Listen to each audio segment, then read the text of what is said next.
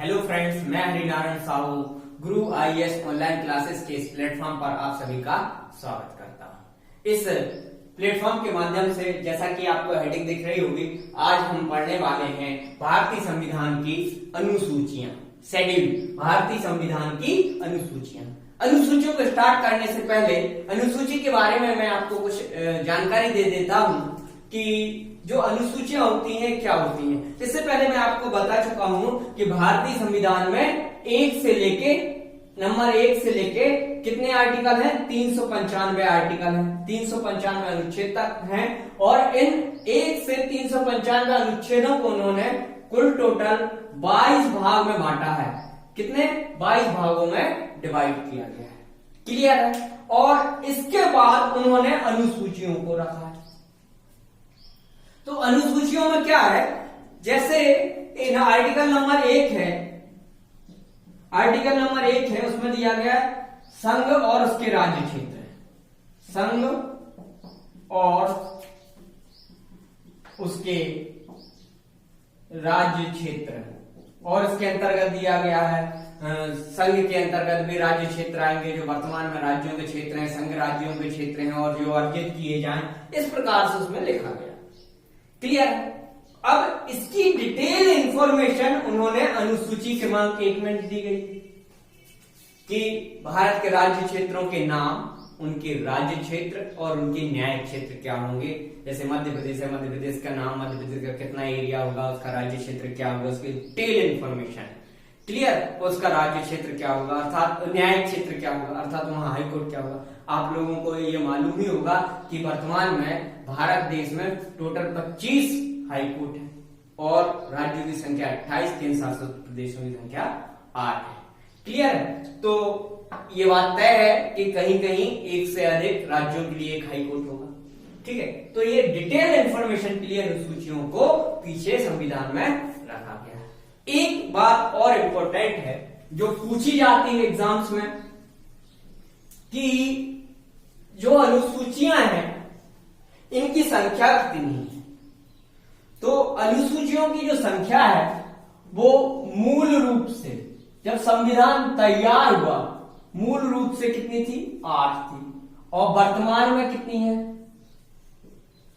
वर्तमान में 12 है, अर्थात 4 अनुसूचियां बढ़ गई हैं संविधान में। दूसरी बात, जब अनुसूचियां बढ़ी है संविधान में, तो संविधान में किसी भी चीज को जोड़ना है या हटाना है तो वह संविधान संशोधन के तहत ही होता है। तो 4 अलग अलग संशोधन के तहत ये अनुसूचियां जोड़ी गई होंगी, वो भी हम देख लेंगे। ठीक है? तो अब हम इन अनुसूचियों को पढ़ना स्टार्ट करते हैं। यह अनुसूचियां मैक्सिमम एग्जाम्स में पूछी जाती हैं, बहुत इंपॉर्टेंट हैं, फैक्चुअल भी है, कॉन्सेप्चुअल भी है। किसी बुक में कुछ गलत दिया वो भी मैं यहाँ पे आपको बता दूंगा, तो आप ध्यान रखिएगा उस चीज को। तो अनुसूची क्रमांक 1 में क्या दिया गया है? अनुसूची क्रमांक 1 में दिया गया है राज्यों और संघ राज्य क्षेत्रों,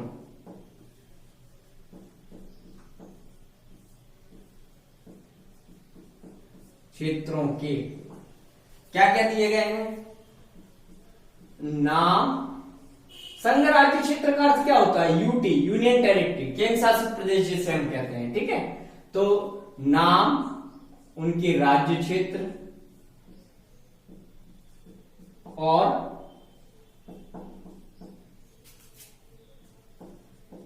न्यायिक क्षेत्र, 3 चीजों के बारे में उल्लेख है। राज्यों और संघ राज्य क्षेत्रों, मतलब जो राज्य है और यूनियन टेरिटरी है, उनके नाम, राज्य क्षेत्र और न्यायिक क्षेत्रों के बारे में उल्लेख है। आप 3 अंडरलाइन कर लीजिएगा, क्या क्या उल्लेख इसमें दिया गया है। क्लियर है? अगली अनुसूची पढ़ते हैं, दूसरी अनुसूची क्रमांक 2। अनुसूची क्रमांक 2 में क्या दिया गया है? वेतन के बारे में, वेतन के बारे में उल्लेख है। किस किस के वेतन?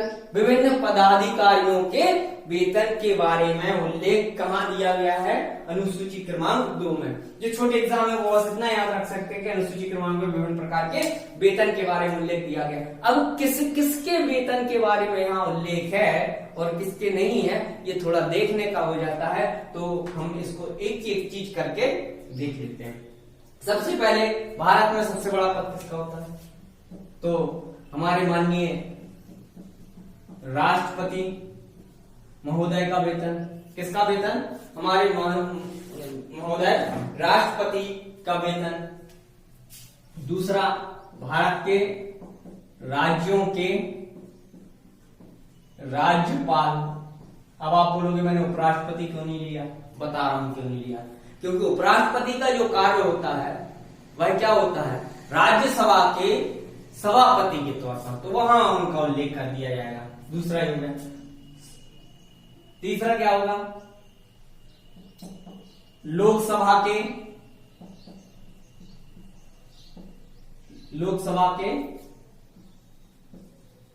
अध्यक्ष व उपाध्यक्ष। तीसरा, राज्यसभा के सभापति व उपसभापति।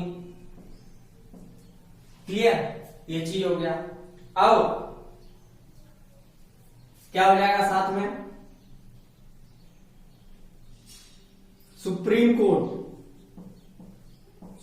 कोर्ट व हाई कोर्ट के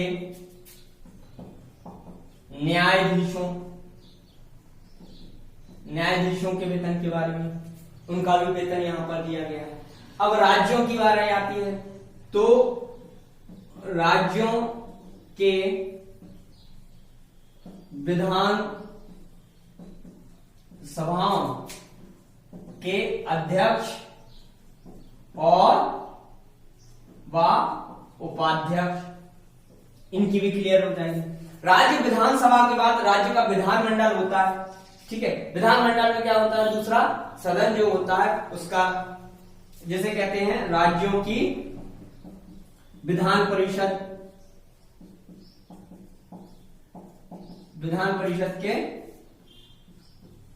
सभापति और उपसभापति, इनका भी वेतन का यहाँ पर उल्लेख किया गया है। और राज्य के नियंत्रक एवं महालेखा परीक्षक का वेतन, संघ मतलब देश के नियंत्रक एवं महालेखा परीक्षक, इन लोगों के वेतन के बारे में उल्लेख अनुसूची क्रमांक 2 में दिया गया है। इंपॉर्टेंट बात यह है इतना पढ़ने के बाद कि मुख्यमंत्री और प्रधानमंत्री का कोई अलग से वेतन का उल्लेख अनुसूची क्रमांक 2 में नहीं दिया गया। क्यों नहीं दिया गया?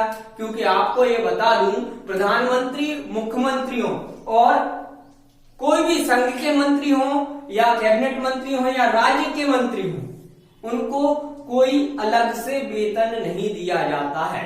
उनको जैसे प्रधानमंत्री जी हैं मानिए, तो उनको सांसद का ही वेतन मिलता है, और मुख्यमंत्री जो है उनको विधायक का ही वेतन मिलता है। हाँ, उनको कुछ भत्ते वगैरह बढ़े जाते हैं उसके अकॉर्डिंग, तो वो बात अलग होती है, बंगला, गाड़ी, नौकर चाकर का चीज, वो अलग बात है। तो यहाँ आपको ध्यान रखने वाली बात यह है कि प्रधानमंत्री, मुख्यमंत्री और किसी भी मंत्री का वेतन यहाँ पर नहीं दिया गया है। यहाँ पर उन लोगों का ही वेतन के बारे में उल्लेख है जो संवैधानिक पद है। राष्ट्रपति, राज्यपाल, लोकसभा और राज्यसभा के अध्यक्ष, उपाध्यक्ष, सभापति, उपसभापति, सुप्रीम कोर्ट, हाई कोर्ट के न्यायाधीश, राज्यों की विधानसभाओं के अध्यक्ष, उपाध्यक्ष, राज्यों की विधान परिषद के सभापति, उपसभापति, नियंत्रक एवं महालेखा परीक्षक का वेतन।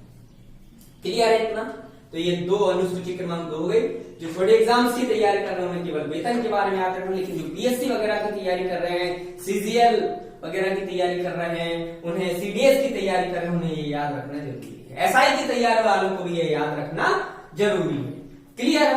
आगे अगली जो अनुसूची है, अनुसूची क्रमांक मैं यहाँ पे रेस कर दे रहा हूं, आप लोग नोट डाउन कर लेना, ठीक है। तो अब बात करते हैं अनुसूची क्रमांक 3 का, ठीक है। जब तक आप लोग ये 2 अनुसूची याद कर लिए, पहले में राज्य क्षेत्रों के नाम, राज्य क्षेत्र और न्यायिक क्षेत्र, दूसरे में वेतन दिए हुए, अभी इतना याद करिए, डिटेल आप पढ़ लीजिएगा।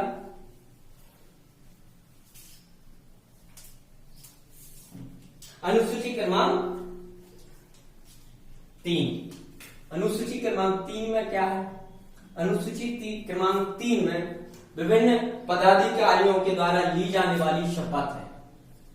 आप सिर्फ इतना याद रखें कि इसमें विभिन्न पदाधिकारियों की शपथ दी गई, जो छोटे एग्जाम्स हैं और जो रेलवे वगैरह, तो आप याद रखिएगा इसमें शपथ दी गई, अनुसूची क्रमांक में शपथ दी गई है। जो पीएससी, एसएससी, सीजीएल, सीडीएस वगैरह एसआई की तैयारी कर रहे हैं, उसमें किसकी शपथ दी गई है, किसकी नहीं दी गई है, ये ध्यान रखना भी इंपॉर्टेंट हो जाता है। और एक बार इसको आप डिटेल में जो है और अदर एग्जाम वाले को देख लेंगे, पढ़ लेंगे, तो उनको अपने आप याद हो जाएगा कि अनुसूची क्रमांक 3 में शपथ दी गई है। अब किसकी शपथ दी गई है और किसकी शपथ नहीं दी गई, तो आपको मालूम ही होगा कि बहुत सारे लोग शपथ लेते हैं। जैसे कौन कौन?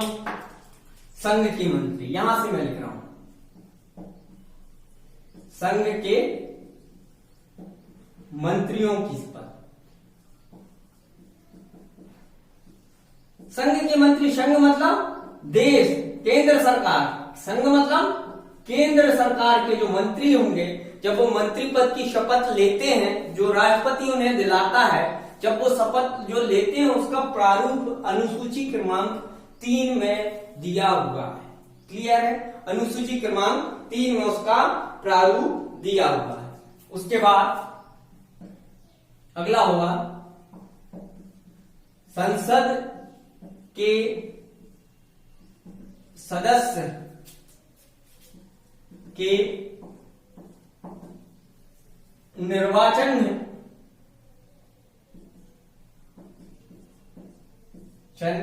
के अभ्यर्थियों के लिए शपथ, अभ्यर्थियों के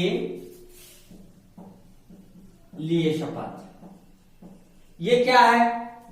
देखिए मैं समझा देता हूं। जब संसद के सदस्य चुनाव में खड़े होते हैं, जैसे संसद के लिए चुनाव में कब होते हैं? जब माननीय जो केंद्र सरकार के चुनाव होते हैं, हमारे प्रधानमंत्री के जब चुनाव होते हैं, जैसे प्रधानमंत्री बनता हो, तो उसमें सांसद के चुनाव होते हैं। तो एक सांसद क्षेत्र से बहुत सारे लोग पर्चा दाखिल करते हैं कि उनको सांसद बनना, उनको सांसद बनना, उनमें से कोई एक जीत कर आता है, क्या बन जाता है? सांसद बन जाता है। क्लियर है? तो जब संसद के सदस्य के लिए वो निर्वाचन का फॉर्म भरते हैं, जितने लोग खड़े होते हैं सांसद के चुनाव के लिए, उनको एक शपथ पत्र देना होता है। तो शपथ पत्र का जो विवरण होता है वो अनुसूची क्रमांक 3 में दिया। मैंने क्या बोला? अभी ये सांसद बने नहीं है, सांसद के लिए जब चुनाव के लिए पर्चा दाखिल करते समय जो शपथ पत्र भरते हैं उसका उल्लेख भी क्या है? अनुसूची क्रमांक 3 में। निर्वाचन के लिए अभ्यर्थी है, उसका ये मतलब हुआ। और इसके बाद जो संसद के सदस्यों की शपथ भी दी हुई। अब जो लोग उनमें से चुनकर आ जाते हैं, जो लोग उनमें से चुनकर आ जाते हैं वो सांसद कहलाते हैं। और सांसद सबसे पहले कहां जाते हैं? संसद में जाते हैं। संसद में उन्हें प्रोटेम स्पीकर शपथ दिलाता है और वो वह शपथ लेते हैं जो अनुसूची क्रमांक 3 में क्या है? दी हुई है। क्लियर है? ये हो जाएगा। फिर इसके बाद वही सुप्रीम कोर्ट व हाई कोर्ट के न्यायाधीशों की शपथ। सुप्रीम कोर्ट व हाई कोर्ट के न्यायाधीशों की शपथ जो लेते हैं वो पद ग्रहण करने के लिए राष्ट्रपति या कोई अन्य व्यक्ति उनके द्वारा नियुक्त हुआ, उन्हें शपथ दिलाता है। उस शपथ का भी प्रारूप अनुसूची क्रमांक 3 में दिया गया है। और अगला भारत के नियंत्रक एवं महालेखा परीक्षक की शपथ।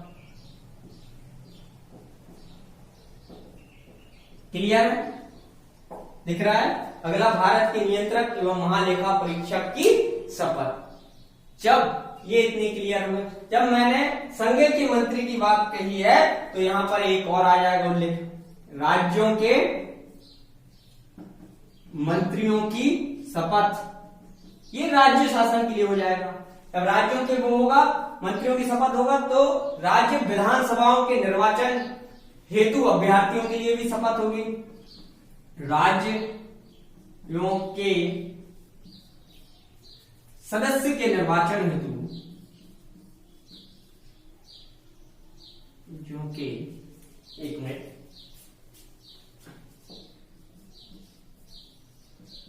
विधान मंडल के सदस्यों के निर्वाचन के अभ्यर्थियों की शपथ का भी उल्लेख यहां पर होगा। और नेक्स्ट क्या होगा, राज्यों के विधानमंडल के सदस्यों की शपथ, राज्यों के, फिर से मैं समझा दे रहा हूं दोनों का, विधान मंडल के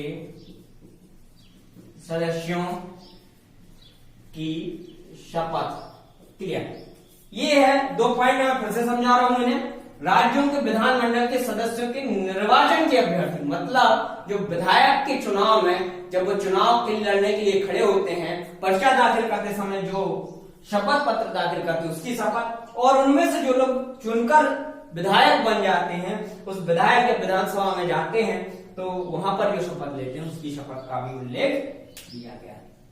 इतनी बात आप याद रखेंगे। यहां पर भी आप देखेंगे प्रधानमंत्री मुख्यमंत्री कोई अलग से शपथ तो लेता नहीं। बहुत ही इंपॉर्टेंट चीज जो मैं यहां बोल रहा हूं, किसी किसी बुक में यहां पर राष्ट्रपति, उपराष्ट्रपति और राज्यपालों की शपथ भी दी हुई। मैंने बोला किसी किसी बुक में अनुसूची क्रमांक 3 में राष्ट्रपति, उपराष्ट्रपति और राज्यपालों की शपथ का उल्लेख है, वह गलत दिया हुआ है। फिर से बोल रहा हूं मैं, अगर आपको चेक करना हो तो एनसीईआरटी और एम लक्ष्मीकांत की बुक में चेक कर सकते हैं। ठीक है, एनसीईआरटी और एन लक्ष्मीकांत की बुक में चेक कर सकते हैं। अनुसूची क्रमांक 3 में राष्ट्रपति, उपराष्ट्रपतियों की शपथ का उल्लेख कहीं नहीं है, याद रखना, इनकी शपथ का ही उल्लेख है केवल।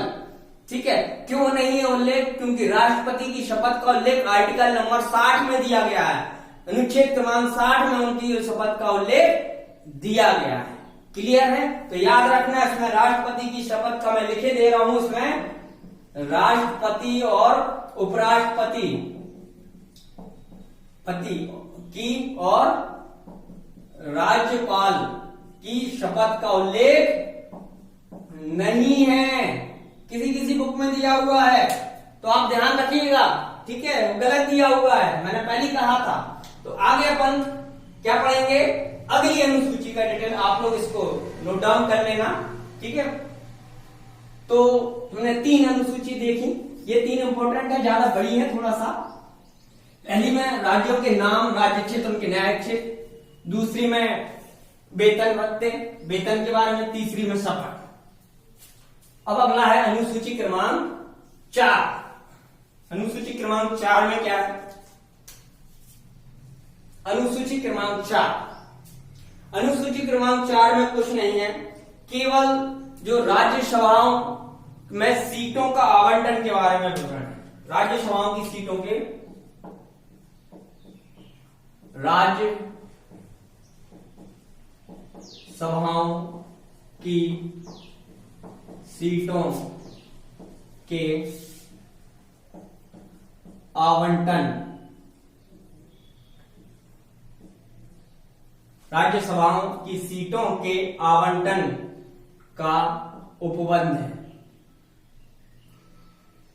उल्लेख लिख लें, उल्लेख है कि किस राज्य में कितनी राज्यसभा सीटें होंगी, इसका विवरण कहां दिया गया है? अनुसूची क्रमांक 4 में इसका विवरण दिया गया है। क्लियर है आप लोगों के लिए? अनुसूची 4 में क्या दिया गया है, किस राज्य में या किस केंद्र शासित प्रदेश में कितनी विधानसभा सीटें हो, राज्यसभा सीटें होंगी, उसका उल्लेख ये आगे बस इतना याद रखना है। फिर अगला आता है अनुसूची क्रमांक 5। फिर अगला यहां देखेंगे अपन अनुसूची क्रमांक 6। क्लियर? ये छोटी छोटी बाद में समझाने वाली थी जो मैंने बता दी। तो अनुसूची क्रमांक 5 में क्या दिया गया है? अनुसूचित जाति और जनजाति क्षेत्र के प्रशासन के बारे में लेते हैं। अनुसूचित जाति और जनजाति क्षेत्र के प्रशासन के बारे में उल्लेख है। प्रशासन के बारे में उपबंध है, कुछ विशेष उपबंध है इनके क्षेत्र के बारे में। जो अनुसूचित जाति और जनजाति है, शेड्यूल कास्ट और शेड्यूल ट्राइब वगैरह के जो क्षेत्र हैं, बहुल क्षेत्र हैं, वहां पर कुछ विशेष प्रावधान करने के बारे में इसकी पूरी डिटेल अनुसूची क्रमांक 5 में दी हुई है। अगला है अनुसूची क्रमांक 6। इसमें क्या है? असम, मेघालय, त्रिपुरा और मिजोरम। असम, मेघालय, त्रिपुरा और मिजोरम। ये याद रखने के लिए आपको बता दूं, यहां पर एक मैं भारत बना देता हूं।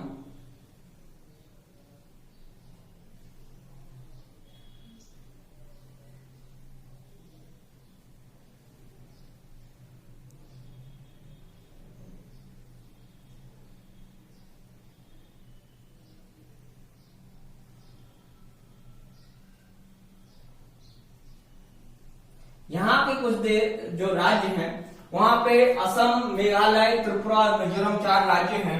इनके प्रशासन के बारे में उपबंध है। इनके प्रशासन के उपबंध है। ठीक है? यहां पर भी कुछ शेड्यूल ट्राइब एरिया है, पहाड़ी क्षेत्र है, यहां के प्रशासन के बारे में भी यहां पर उल्लेख दिया गया है। ठीक है? ये 2 अनुसूचियां हो गई, 4, 5, 6, ये 3 हो गई। अगला हम देखेंगे अनुसूची क्रमांक 7। आप इसको नोट डाउन कर लीजिए और याद कर लीजिएगा।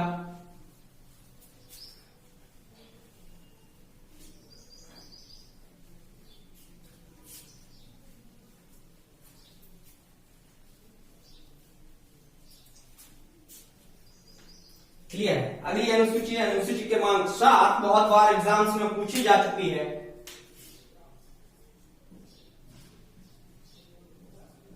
अनुसूची क्रमांक 7 कई लोगों को याद भी होगा। अनुसूची क्रमांक 7 में क्या है? इसमें केंद्र और राज्यों की भी शक्तियों का बंटवारा किया गया है। क्या किया गया है? केंद्र और राज्यों के बीच शक्तियों का बंटवारा किसमें किया गया है? इसमें किया गया है। ये भी बता देते हैं, केंद्र व राज्यों के बीच शक्तियों का बंटवारा किया गया। कैसे किया गया है? इसमें इन्होंने 3 सूचियां बनाई हैं कि किसके कार्य कौन करेगा। अर्थात इसमें इन्होंने क्या बनाई है? 3 सूचियां। क्या बनाई? 3 सूचियां बनाई। कौन कौन सी? एक है केंद्र सूची, एक है राज्य सूची, एक है समवर्ती सूची। केंद्र सूची, राज्य सूची और समवर्ती सूची, 3 सूचियां बनाई हुई है। जैसे केंद्र सरकार में इसमें अलग अलग प्रकार के अलग अलग विषय दिए हैं। केंद्र सरकार में जो विषय है, इसमें जो विषय रखेगा उसमें केवल कौन कानून बना सकता है? केंद्र सरकार, और कोई कानून नहीं बना सकता। इसमें जो विषय है उस पर केवल राज्य सरकार कानून बना सकती है। और समवर्ती सूची में केंद्र, इसमें जो विषय है वो केंद्र व राज्य दोनों कानून बना सकते हैं। क्लियर? अब आप बोलोगे ठीक है, केंद्र के ने तो अलग बांट दिए काम, राज्य के अलग बांट दिए, लेकिन कुछ कार्य आपने ऐसे रख दिए जो दोनों के कार्य हो गए, फिर अगर अंतर्विरोध या गतिरोध आएगा तो क्या होगा? तो इसमें यह तय किया गया जो दोनों जिसमें कार्य कर सकते हैं और केंद्र और राज्यों के बीच अगर कोई मतभेद आता है तो केंद्र द्वारा बनाया गया नियम लागू होगा, केंद्र को इसमें ज्यादा शक्ति प्रदान की गई है। क्लियर है? इसको अपन डिटेल में बाद में भी देखेंगे जब हम समझ लेंगे। ठीक है, तो ये हो गई अनुसूची क्रमांक 7। इसमें 3 सूचियां हैं, या ऐसा भी क्वेश्चन पूछा जाता है कि केंद्र व राज्यों की शक्तियों का बंटवारा किस अनुसूची में किया गया? तो अनुसूची क्रमांक 7 में किया गया है। क्लियर है? ये मैं लिस्ट कर दे रहा हूं, आप लोग नोट डाउन कर लेना। अगली जो अनुसूची है वो भी बहुत इंपॉर्टेंट है। ठीक है, सारी अनुसूचियां पूछी गई, 12 की 12 अनुसूचियां कई एग्जाम से पूछी गई है। ये कुछ नहीं कह सकते आप कि ये अनुसूची इंपॉर्टेंट है या ये नहीं है।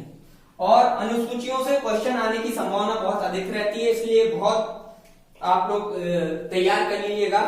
क्लियर है? अगली अनुसूची है अनुसूची क्रमांक 8। अनुसूची क्रमांक 8, इसमें क्या दिया गया? अनुसूची क्रमांक 8 में संविधान द्वारा मान्यता प्राप्त भाषाएं हैं। इसमें क्या है? संविधान के द्वारा मान्यता प्राप्त भाषाएं हैं। क्लियर है? जब संविधान बनकर तैयार हुआ, अर्थात जब संविधान मूल रूप से तैयार हुआ था, उस समय मूल संविधान में कुल कितनी भाषाएं थी? 14 भाषाएं थी। क्वेश्चन पूछा गया है, कुल कितनी भाषाएं थी? 14 भाषाएं थी। वर्तमान में कितनी है? वर्तमान में कितनी है? 22 है, 22 भाषाएं। तो कितनी भाषाएं? 6 2 8 भाषाएं और जोड़ी गई हैं। तो 3 संविधान संशोधन के तहत यह भाषा जोड़ी गई है। ये क्वेश्चन भी बनता है कि ये वाली भाषा के संविधान संशोधन के अंतर्गत जोड़ी गई है। तो उसको देखने के लिए हम एक चार्ट बना लेते हैं कि इसमें ये 14 भाषाएं थी, तो जब ये 15वीं भाषा जुड़ी, 15वीं भाषा कौन सी थी? 15वीं भाषा थी वो थी सिंधी। कौन सी थी? सिंधी भाषा थी। सिंधी भाषा थी। 15वीं भाषा कौन सी थी? सिंधी भाषा थी। और जब ये सिंधी भाषा थी भाई 1967 में कौन से 21वें संविधान संशोधन के तहत जोड़ी गई थी। ये कब जोड़ी गई थी? सन भी पूछा जाता है। 1967 में 21वें संविधान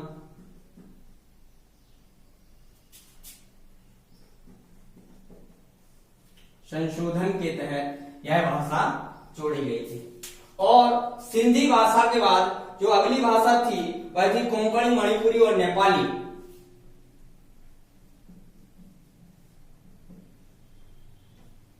ये क्रम नहीं है कोई कि पहला मैं क्रम नहीं लिखता, आप लोग कंफ्यूज हो जाएंगे। इसके बाद जोड़ी गई थी कोंकणी, मणिपुरी, कोंकणी, मणिपुरी और नेपाली। ये 3 भाषा बोली गई थी, कोंकणी, मणिपुरी और नेपाली। कोंकणी कहां बोली जाती है?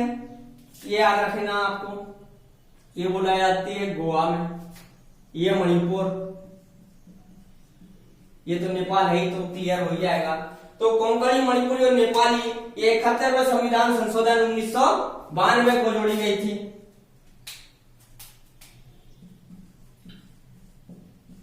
इकहत्तरवें संविधान संशोधन के तहत यह जोड़ी गई थी। अगली जो भाषा बोडो, डोगरी, मैथिली, संथाली है,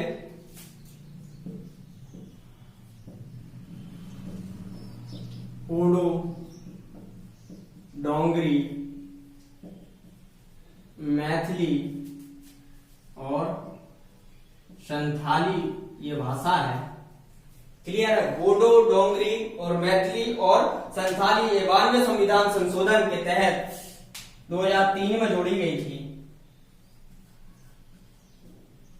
92वें संविधान संशोधन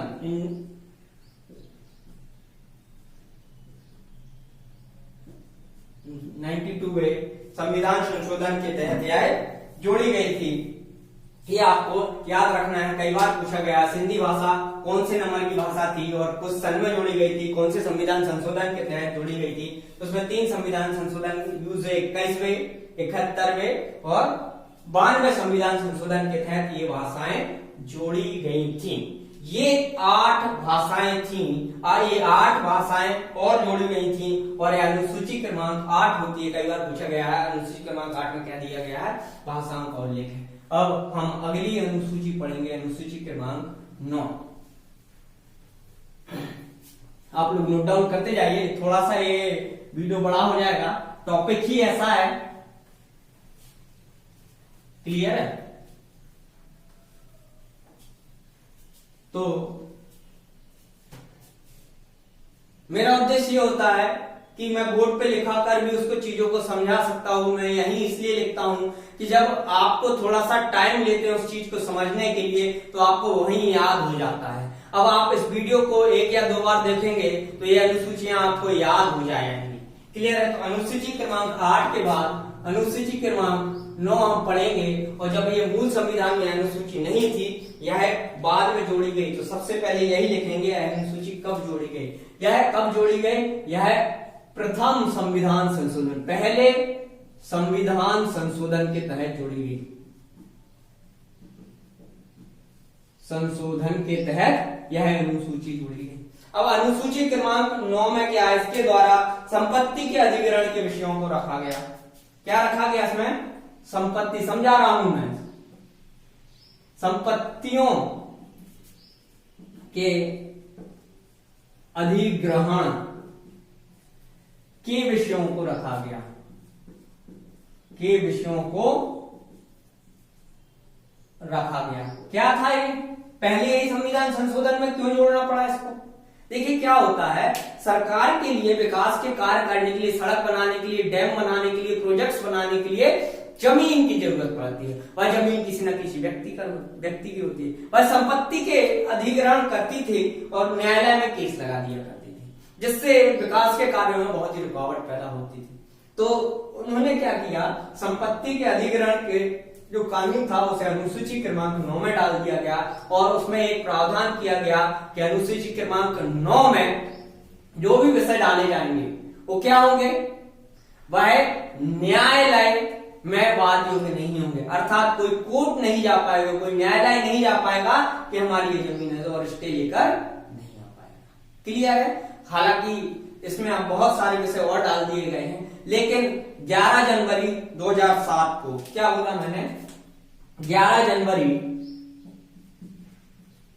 2007 को सुप्रीम कोर्ट ने एक निर्णय दिया कि अनुसूची क्रमांक 9 में अगर कोई विषय है और अगर आपका मौलिक अधिकार उससे उल्लंघित होता है, अगर आपके मौलिक अधिकार का हनन होता है, तब आप इस अनुसूची में डले हुए कानून पर भी आप क्या है, सुप्रीम कोर्ट या हाई कोर्ट न्यायालय में वह जा सकता है, उस बात को न्यायालय में लेकर जा सकते हैं।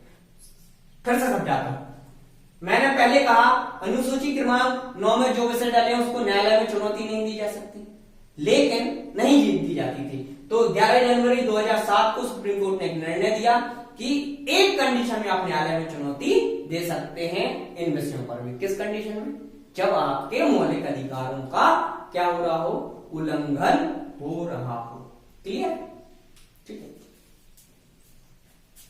आगे हम पढ़ेंगे अनुसूची क्रमांक 10, 11 और 12। क्लियर? अनुसूची क्रमांक 10, इसमें क्या है? दल बदल संबंधी कानून। क्लियर? इसमें क्या है? अनुसूची क्रमांक 10, अनुसूची क्रमांक 10 में क्या है? दल बदल विरोधी संबंधी कानून है। क्या होता है दल बदल? पहले तो इसको समझना पड़ेगा, जब हम दल बदल विरोधी संबंधी कानून के बारे में समझेंगे। क्या होता है, जब कोई व्यक्ति किसी एक पार्टी से सदस्य बनकर आता है, या निर्दलीय होता है, वह किसी दूसरी पार्टी को ज्वाइन कर ले तो उससे सदस्यता खत्म हो जाती है। अर्थात हाउस ट्रेडिंग जिसे बोला जाता है या खरीद फरोख्त जो उसको रोकने के लिए दल बदल संबंधी कानून लाया गया, जिसे रखा गया अनुसूची क्रमांक 10 में रखा गया। ठीक है, और यह जो रखा गया था 52वें संविधान संशोधन 52वें संविधान संशोधन में धन के तहत 1985 को यह अनुसूची जोड़ी गई थी। 10वीं अनुसूची जो जोड़ी गई थी दल बदल संबंधी पूछा गया था 52वें संविधान संशोधन के तहत 1985 में जोड़ी गई थी। दो और अनुसूचियां जो बचती हैं, एक है अनुसूची क्रमांक 11 और अनुसूची क्रमांक 12। अनुसूची क्रमांक 11 और अनुसूची क्रमांक 12 ये कब कब जोड़ी गई? ये जोड़ी गई थी 73वें और ये 74वें संविधान संशोधन। ये कब जोड़ी गई? 73वें संविधान संशोधन और ये जोड़ी गई 74वें संविधान संशोधन के तहत। ये हमारी 12 अनुसूचियां हो रही हैं। अब इसमें क्या दिया गया है? 73वें संविधान संशोधन अधिनियम में किसका उल्लेख है? पंचायती राज का, पंचायतों का। और इसमें पंचायतों के कार्य करने के लिए, कार्य करने के 29 विषय दिए गए हैं का उल्लेख है। और इसमें नगर पालिकाओं या नगरीय निकाय, किसमें नगर पालिकाओं? 73 में मैंने कहा पंचायतों का उल्लेख है, और 74वें संविधान संशोधन जिसे अनुसूची 12 कहा जाता है नगर पालिकाओं या नगरीय निकाय, निकायों का उल्लेख है, जिसमें कार्य के कुल 18 विषय दिए गए हैं। क्या होता है मैं समझा देता हूं। पंचायतों के क्या कार्य होंगे उसका उल्लेख इस अनुसूची में दिया गया, और उनमें लगभग 29 कार्य उसमें दिए गए। और ऐसे ही नगर पालिका, नगर निगम, नगर परिषद के क्या कार्य होंगे इसका उल्लेख अनुसूची क्रमांक 12 में दिया गया, और उसमें कुल 18 विषय होंगे। एक क्वेश्चन बना है कि पंचायतों के कितने कार्यों का उल्लेख है? 29, और नगरीय निकायों के 18 कार्यों का उल्लेख है। ये आपको याद रखना है। ये क्वेश्चन पूछा जाता है, संविधान संशोधन भी पूछा गया, अनुसूची क्रमांक भी पूछी गई है। ये सारी चीज आपको याद रखना है। इनकी आप क्या करें, इसको याद रखने के लिए मैंने डिटेल में बता दिया है। एक शॉर्ट नोट आप बना सकते हो कि अनुसूची क्रमांक 1 में क्या दिया गया, 2 में क्या दिया गया, एक लाइन में 2 लाइन में आप बना के एक पेज में लिख लीजिए, उसको आप याद कर सकते हैं। डिटेल पढ़ना भी जरूरी थी जब आप समझेंगे, और शॉर्ट नोट बनाकर आप उसको याद कर सकते हैं। ठीक है, तो ये वीडियो मैं यही समाप्त करता हूं। अगर आपको अच्छा लगा हो और कोई कंफ्यूजन हो तो कमेंट बॉक्स में कमेंट कर सकते हैं।